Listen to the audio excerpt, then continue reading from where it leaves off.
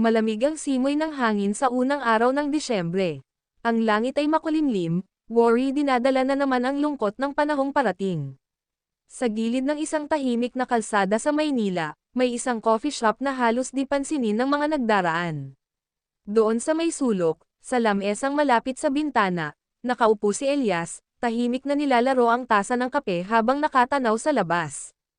32 taon na siya, pero may bigat sa kanyang mga mata na tila ba mas matanda pa siya roon. Ang bawat pag-inom niya ng kape ay sinasabayan ng malalim na buntong hininga, parang may kinikimkim na sakit na hindi niya basta-basta mailabas. Hanggang sa biglang bumukas ang pinto ng coffee shop. Pumasok ang isang babae, mahaba ang buhok, payat, at may mapupungay na matang kayang magbigay liwanag sa kahit pinakamadilim na sulok. Si Althea. Sorry, natagalan ako, ani Althea habang naupo sa tapat ni Elias. Ngumiti si Elias, pero bakas ang lungkot sa kanyang mga mata. Okay lang. Sanay naman akong maghintay. Tahimik silang nagkatinginan ng ilang saglit. Wala pang salitang lumalabas mula sa kanila, pero parang nag-uusap na ang kanilang mga mata. Kamusta ka? Tanong ni Althea, halatang pilit ang ngiti. Hindi sumagot si Elias agad. Bumantong hininga siya bago marahang nagsalita. Hindi ko alam. Ikaw. Lumingon si Althea sa labas ng bintana. Ang kanyang mga daliri ay bahagyang nanginginig habang hinahaplos ang tasa ng kape sa kanyang harapan. Mahirap, mahinang sagot niya. Muli silang natahimik. Sa pagitan ng katahimikan, naririnig nila ang tunog ng mga kutsarita laban sa mga tasa, ang mahinang ingay ng coffee shop, at ang malamig na hangin sa labas. Matagal na silang hindi nagkikita. 3 taon. 3 mahabang taon mula noong huli silang magkasama sa parehas na coffee shop na ito. Noon, puno ng saya ang kanilang mga mata. Ngayon, tila parehong pagod at sugatan ang kanilang mga puso. Elias, mahinang sabi ni Althea. Tumingin siya kay Althea, tila nag-aabang sa kanyang sasabihin. Pwede pa ba natin itama ang lahat? Nagtagpo ang kanilang mga mata, puno ng pangungulila, panghihinayang, at sakit. Alam nilang pareho ang sagot, pero ni isa sa kanila, walang gustong bigkasin ito. Sa labas, nagsimula nang bumagsak ang maliliit na patak ng ulan. At sa kanilang dalawa, isang katotohanang hindi nila matatakasan, hindi lahat ng pag-ibig ay may ikalawang pagkakataon. Sa labas ng coffee shop, unti-unting lumalakas ang ulan. Ang mga patak nito'y dumadaloy sa salamin ng bintana, tila mga luhang bumabagsak ng walang ingay. Sa loob, nanatiling tahimik sina Elias at Althea, tila kapwa kinakain ng bigat ng kanilang nakaraan. Si Elias ang unang bumasag sa katahimikan. Bakit mo ako pinatawag, Althea? Saglit na yumoko si Althea, hinihimas ang tasa ng kape na matagal nang lumamig. Dahil gusto kitang makita, sagot niya sa mahinang tinig. Napangiti si Elias, pero halatang pilit. 3 taon, Althea. 3 taon mo akong iniwan ng walang paliwanag, walang paabi.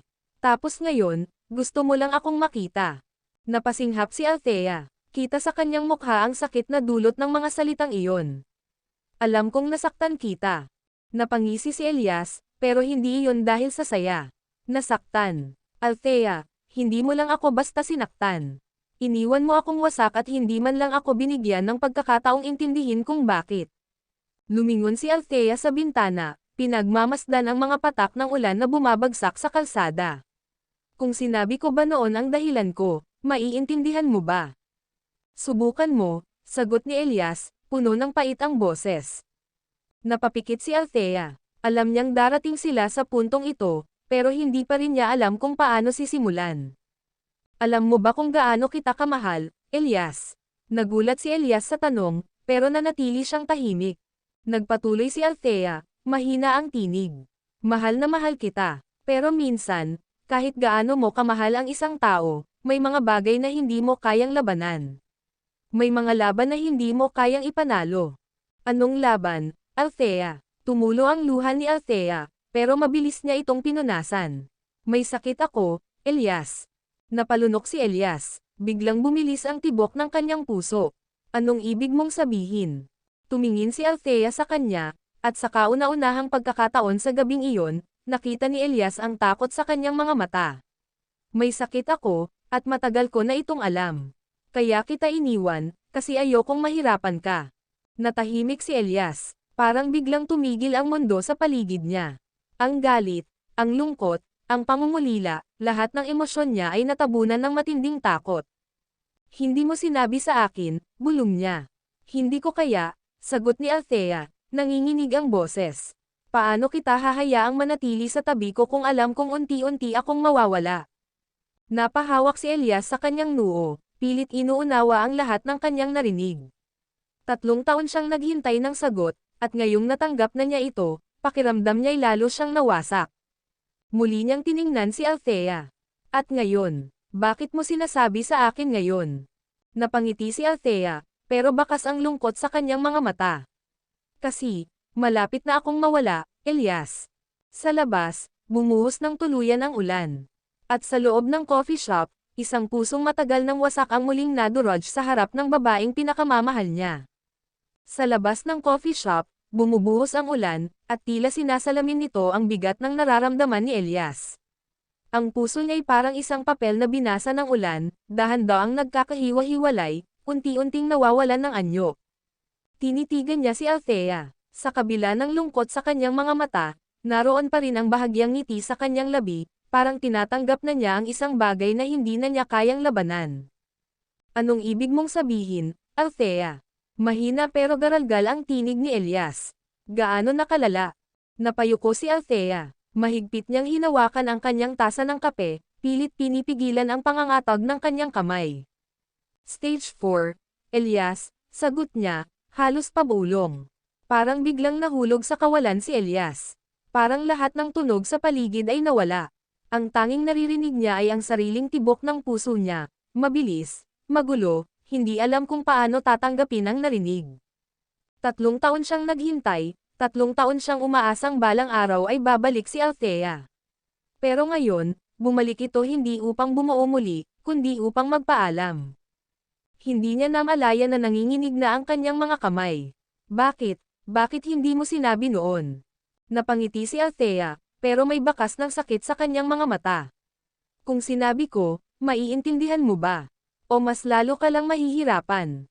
Althea, pigil ang luha sa mga mata ni Elias. Dapat hindi mo ako iniwan. Dapat hindi mo hinarap to mag-isa. Hindi ko kayang makita kang nasasaktan dahil sa akin, mahina pero matatag ang boses ni Althea. Mas pinili kong lumayo kaysa makita kitang unti-unting nadudurog kasama ko. Napailing si Elias, pinipilit intindihin ang dahilan niya, pero hindi niya kayang tanggapin. Pero nasaktan pa rin ako, Althea. Hindi mo man lang ako binigyan ng pagkakataong ipakita sa'yo na kaya kitang ipaglaban. Sa unang pagkakataon, isang luha ang pamatak mula sa mata ni Althea. Alam ko, at patawarin mo ako. Nagtagpo ang kanilang mga mata, puno ng sakit, pangungulila, at mga salitang hindi na kailanman mabibigkas. Elias, gusto ko lang sanang humingi ng isang huling pabor, mahina ang boses ni Althea. Kahit hindi pa niya alam kung ano iyon, tumanggaw si Elias. Ano man yun, Althea, gagawin ko. Muli siyang ngumiti, pero mas lumalim ang lungkot sa kanyang mga mata. Samahan mo akong sumayaw, isang huling sayaw. At sa gitna ng bumabagsak na ulan, isang pangako ang nabuo, isang pangakong kahit sa huling pagkakataon, hindi sila magkakahiwalay. Hindi agad nakapagsalita si Elias. Ang mga salitang binitiwan ni Althea ay bumalot sa kanyang buong pagkatao, mabigat, mahapdi, pero hindi niya kayang tanggihan. Isang huling sayaw, bulong niya, tila iniisip kung tama ba ang narinig niya. Tumanggaw si Althea, ang mga matay puno ng hinanakit ngunit may bahid ng pag-asang makakahanap sila ng sandali ng saya, kahit saglit lang. Gusto kong maalala natin ang dating tayo, Elias. Yung tayo bago tayo nasaktan ng tadhana. Napangiti si Elias, pero may sakit sa likod ng ngiting iyon. Kahit kailan, hindi kita matatanggihan. Lumabas sila ng coffee shop, walang payong, walang kahit anong panangga sa bumubuhos na ulan. Basang-basa sila pareho, pero wala silang pakialam. Sa kalsadang halos walang katao-tao, sa ilalim ng mga poste ng ilaw na kumikinang sa gitna ng ulan, tinanaw ni Althea si Elias at iniabot ang kanyang kamay. Wala tayong musika, biro ni Elias, sinusubukang gawing magaan ang sitwasyon kahit pa gustong-gusto na niyang humagulgol. Ngumiti si Althea, Ang isang kamay nasa dibdib ni Elias habang ang isa ay hawak ang kamay niya. Hindi natin kailangan ng musika. May sarili tayong himig. At doon, sa ilalim ng malamlam na ilaw ng lungsod, nagsimulang gumalaw ang kanilang mga katawan sa isang sayaw na puno ng pangungulila. Walang nagsasalita, pero sa bawat galaw, sa bawat paghawak, naroon ang lahat ng salitang hindi na nila kailangang sabihin. Ramdam ni Elias ang panghihina ni Althea. Alam niyang hindi na ito kasing lakas noon. Pero sa kabila ng lahat, naroon pa rin ang diwa ng babaeng minahal niya, ang babaeng kahit kailan, hindi niya kayang bitawan. Napahilig si Althea sa dibdib ni Elias, ramdam ang bawat pintig ng puso nito. Ang saya, bulong niya. Hindi ko alam kung paano magiging masaya ang isang bagay na huling beses na nating magagawa, sagot ni Elias, hindi na itinatago ang panginginig ng kanyang tinig. Hinigpitan ni Althea ang yakap. Kasi hindi ito katapusan. Hanggat naaalala natin ang sandaling ito, patuloy tayong sasayaw, Elias. Dahan-daang pinaikit ni Althea ang kanyang mga mata, nakasandal pa rin sa kanya. Nararamdaman ni Elias ang panginginig ng katawan nito, ang marahang pagbagsak ng kanyang hininga. Althea, tinawag niya. Mahinang tugon nito. Huwag kang bibitaw. Isang mahinang ngiti ang sumilay sa labi ni Althea bago ito muling pumikit. At sa gabing iyon, sa ilalim ng ulan, sa isang sayaw na puno ng pagmamahal at sakit, isang pangako ang nabuo, hindi niya kailanman hahayaang si Althea ay sumayaw mag-isa. Dahan-daang bumagal ang kanilang sayaw sa ilalim ng ulan. Ang mga hakbang ni Althea ay nagiging marahan, at ang kanyang paghinga ay lumalalim. Ramdam ni Elias ang panghihina ng babae sa kanyang mga bisig, kaya mas hinigpitan niya ang yakap dito, na parang kung lalakasan pa niya ng kaunti, kaya niyang pigilan ang oras, kaya niyang pigilan ang kapalaran. Althea, mahina niyang bulong, pilit na hinahanap ang kanyang mga mata. Ngunit hindi sumagot si Althea. Ang kanyang ulo ay nakasandal lamang sa dibdib ni Elias, nakapikit, humihinga ng marahan. Pumintig ang kaba sa dibdib ni Elias. Mabilis niyang hinawakan ang mukha ni Althea, itinulak ito ng bahagya palayo upang tingnan siya. Hey, bulong niya, sinusubukang itago ang takot sa kanyang tinig. Dahan-daang damilat si Althea, at kahit mahina, ngumiti siya. Nandito ka pa rin. Napangiti rin si Elias, pero puno ng sakit ang kanyang mga mata. Sabi ko sa'yo, hindi kita iiwan, hindi ba? Isang luhang hindi niya napigilan ang pamatak mula sa kanyang mata, at agad itong napansin ni Althea. Dahan-dahan niyang inabot ang pisngi ni Elias at pinahid iyon. Huwag kang umiyak, mahina niyang sabi. Hindi sumagot si Elias. Alam niyang kung susubukan niyang magsalita, mas lalo lang siyang mababasag. Binaling ni Althea ang paningin sa madilim na langit, kung saan may ilan-ilang bituin na pilit kumikislap sa kabila ng makapal na ulap. Alam mo ba, mahina niyang sabi nila, kapag namatay ang isang tao, nagiging bituin siya. Napailing si Elias, pilit na pinipigilan ang galit sa mundo. Hindi ka pa mamamatay, Althea. Isang malungkot na ngiti ang lumitaw sa kanyang labi. Alam kong hindi ko na kayang tumagal, Elias. Ramdam ko na. Mahigpit siyang niyakap ni Elias. Tama na. Huwag kang magsalita ng ganyan. Tahimik silang nanatili sa yakapan, habang ang ulan ay patuloy na bumubuhos sa kanilang dalawa. Tumingin ka sa langit, bulong ni Althea. Hindi agad gumalaw si Elias, ngunit nang makita niya ang pagsusumamo sa mga mata ni Althea, dahan-dahan niyang iniangat ang tingin sa kalangitan. Tingnan mo ang mga bituin, Elias. At sa sandaling iyon, sa kabila ng dilim, sa kabila ng ulan, nakakita siya ng liwanag. Sa ilalim ng malamlam na langit, sa kabila ng ulan na patuloy na bumabagsak, naroon sina Elias at Althea, yakap ang isa't isa, tila nagpipilit kumapit sa isang bagay na unti-unti nang lumilipas. Tingnan mo ang mga bituin, Elias, mahinang bulong ni Althea. Tiningala ni Elias ang langit. Sa kabila ng makakapal na ulap, may ilang bituin na pilit kumikislap, parang mga alaalang ayaw maglaho. Kapag wala na ako, kapag hindi mo na ako kasama, nagpigil ng hikbi si Althea, pilit na pinapanatili ang kanyang tapang. Gusto kong tuwing gabi, tumingin ka sa langit at hanapin mo ang pinakamaliwanag na bituin. Doon mo ako matatagpuan. Napapikit si Elias, pinipigilan ang pagluha. Huwag kang magsalita ng ganyan, Althea. Hinawakan ni Althea ang kanyang mukha, pinilit siyang tumingin sa kanya. Elias, gusto kong tanggapin mo na ito. Gusto kong ihanda mo na ang sarili mo. At paano kung hindi ko kaya? Sagot ni Elias, hindi na kayang itago ang sakit sa kanyang tinig. Paano kung hindi ko kayanin ang mundong wala ka? Napangiti si Althea, pero sa likod ng ngiting iyon ay isang pusong durog na durog. Kaya mo, Elias, dahil ikaw ang pinakamalakas na taong nakilala ko. Natahimik si Elias, pinagmamasdan niya ang babae sa kanyang harapan, ang babaeng minsang naging mundo niya, at ngayon ay unti-unting hinuhubog ng tadhana upang maging alaala na lamang. Huminga ng malalim si Althea at muling tumingin sa kalangitan. Ayaw kong maalala mo ako sa sakit na nararamdaman mo ngayon. Gusto kong maalala mo ako sa mga sandaling masaya tayo. Sa mga sandaling walang iniisip na bukas, walang pangamba, walang sakit. Hindi alam ni Elias kung paano siya sisigot.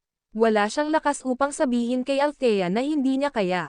Wala siyang tapang upang amining hindi niya kayang mabuhay sa isang mundong wala ito. Sa halip, hinigpitan niya ang yakap dito.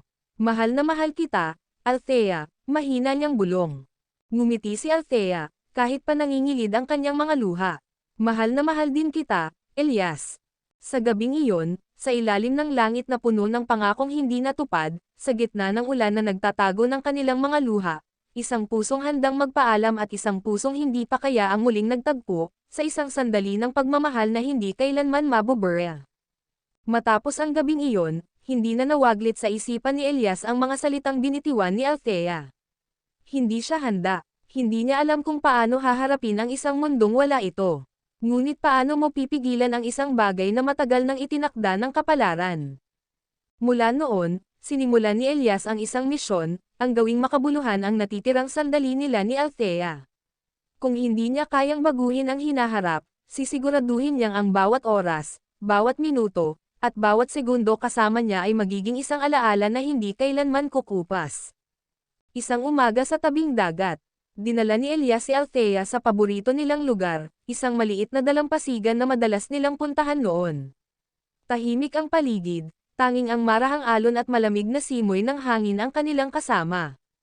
Naalala mo ba noong unang beses tayong pumunta dito? Tanong ni Elias habang tinatanaw ang malawak na karagatan. Tumanggaw si Althea, nakangiti. Oo, dinala mo ako rito kasi galit ako sa'yo noon. Napatawa si Elias. Oo nga, hindi ko nga maalala kung bakit ka nagalit sa akin noon. Hindi mo ako binati sa monthsary natin, sagot ni Althea, kunwaring nagtatampo. Akala ko ba sinabi mo sa akin noon na hindi tayo mahilig sa ganong bagay? Oo, pero inaasahan ko pa rin. Sagot ni Althea, sabay batok ng mahina kay Elias. Napailing si Elias, pero ang totoo, mas pinili niyang ipagpatuloy ang masayang usapan kaysa harapin ang katotohanang unti-unti nang nanghihina si Althea. Napansin niya ang pagiging mabilis nitong mapagod, ang panakanak ang paghawak sa kanyang dibdib na parang may nararamdaman itong sakit. Ngunit sa kabila ng lahat, pilit pa rin siyang ngumiti. Hinawakan ni Elias ang kamay ni Althea at marahang hinayla ito papunta sa pampang. Halika, may gusto akong ipakita sa'yo. Dinala niya ito sa isang bahagi ng dalampasigan kung saan may nakaukit sa isang malaking bato, ang kanilang mga pangalan, na inukit ni Elias noon gamit ang isang matulis na bato. Althea at Elias, hanggang sa dulo ng walang hanggan. Napangiti si Althea, nandito pa rin pala ito. Siyempre, sagot ni Elias. Kahit ilang taon pa ang lumipas, kahit gaano pa kalakas ang alon, hinding-hindi ito mabubura. Napatingin si Althea sa kanya, at sa isang saglit, nakita niya ang lungkot sa mga mata nito. Elias. Huwag mong sabihin, putol ni Elias. Huwag mong sabihin hindi mo na ako makakasama ng matagal. Hindi ko pa kayang marinig ulit yan. Hindi sumagot si Althea. Sa halip, niyakap niya si Elias ng mahigpit, hinahayaan ang kanyang puso na maramdaman ang init ng taong minahal niya ng higit pa sa sarili niya. Kung mayroon mang isang bagay na ipinagdarasal niya sa sandaling iyon, ito ay sana tumigil ang oras. Pero alam nilang pareho, hindi kailanman humihinto ang oras. At hindi kailanman nagtatagal ang sandali, gaano man ito kasaya. Mula sa tabing dagat, naglakad silang magkahawak kamay pabalik sa isang maliit na kubo na pinagtataguan nila tuwing sila'y magkasama. Hindi na nila kailangang magsalita, sapagkat sa bawat hakbang, sa bawat paghinga, naruroon ang kanilang koneksyon, walang mga salitang kayang ipaliwanag ang nararamdaman nilang dalawa. Ngunit sa kabila ng katahimikang iyon, alam ni Elias na sa bawat sandali, unti-unti nang lumilipas ang panahon. Habang papalapit sila sa kubo, tinanaw ni Althea ang kabukiran sa malayo. Ang araw ay halos lumubog na, at ang mga kulay ng kalangitan ay nagiging dilaw, pula, at kahel, ang mga kulay ng paglisan. Elias, bulong ni Althea, anong gagawin natin pagkatapos nito? Pagkatapos nito, tanong ni Elias, hindi agad nakasunod sa tanong. Opo, pagkatapos ko. Si Althea ay tumigil at tinitigan si Elias. Alam ko na ang lahat ng ginagawa mo para sa akin, ngunit paano ka naman pagkatapos ko? Paano ka magpapatuloy? Tumingin si Elias kay Althea, at ang matamis ng ngiti na iyon, na siya niyang ipinangako noong mga unang taon ng kanilang relasyon, ay muling sumak sa kanyang mata. Ngunit sa kabila ng ngiti, may kabuntot na sakit na hindi niya kayang ipaliwanag. Huwag mong ipag-alala yan, Althea. Sasamahan kita hanggang dulo. Hindi makapaniwala si Althea sa mga salitang binitiwan ni Elias. Hindi ba't takot ka na? Hindi ko natatakot sa pagkawala mo, Althea, sagot ni Elias, ngunit ang kanyang tinig ay puno ng kalungkutan. Ang takot ko ay kung paano ako mabubuhay sa isang mundong wala ka. Pero sa kabila ng takot na iyon, alam ko na maghahanap ako ng lakas mula sa lahat ng nagawa natin, mula sa bawat alaala ng pagmamahal mo. Si Althea ay hindi na napigilan ang mga luha na nag-umpisang pamatak. Mahal na mahal kita, Elias.